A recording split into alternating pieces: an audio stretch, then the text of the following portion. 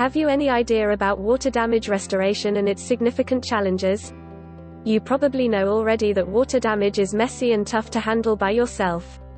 This process of restoring your property to its initial condition after a flood, overflow or other similar disaster is called water damage restoration.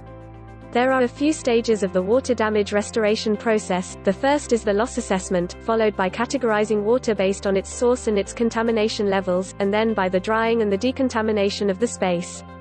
The last stage in the process is the completion of the restoration job. Before you start doing any works, you need to evaluate the situation.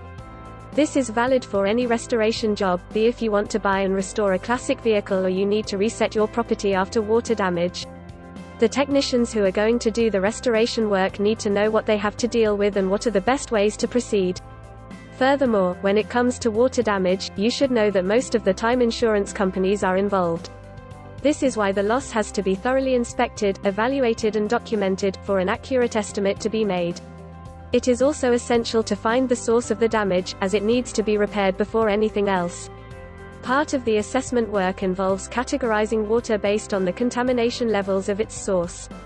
For instance, an overflowing sink that floods your property is easier to deal with than an overflowing toilet or another raw sewage problem. These are the main categories. Category 1 water is coming from clean sources such as sinks and pipes, with no urine, feces or other toxic residues. Category 2 water with some contaminants such as toilet water with urine, water coming from a dishwasher or washing machine. Category 3 water that contains a high level of contaminants, which may cause severe illness or poisoning if swallowed. This category includes water from sewage systems, water with feces, floodwaters from rivers and still water with bacterial growths. Even if the source of water is clean, it can easily get contaminated by the contact with unsanitary substances. This is how Category 1 water can quickly become Category 2 or even Category 3 water. You need to keep this in mind when investigating the water damage source. Water damage affects not only the house and its surroundings but also its contents. Water damage restoration technicians have to deal with affected furniture items, electronics, carpets, books, drapes and any other household items. Many of them have to be removed before the water reaches them, as that's the best way to prevent damage. The ones that have already been affected have to be removed, dried, decontaminated and cleaned. Furthermore, there may be items that can't be restored anymore, hence needing replacements. The drying and the decontamination stages are the next to start, once all previous steps have been undertaken. This is the time when water damage restoration teams make use of blowers, scrubbers, dehumidifiers and other professional drying equipment and machines.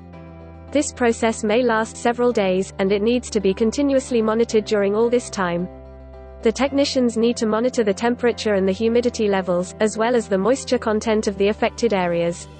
Moreover, they may have to use mold inhibitors, to prevent mold from growing. In severe cases, they may also have to use deodorizers. Unfortunately, even Category 1 water can develop a horrible smell when it enters carpets, drapes or other household items. These developments occur very fast, hence the need for maximum efficiency of the water restoration teams.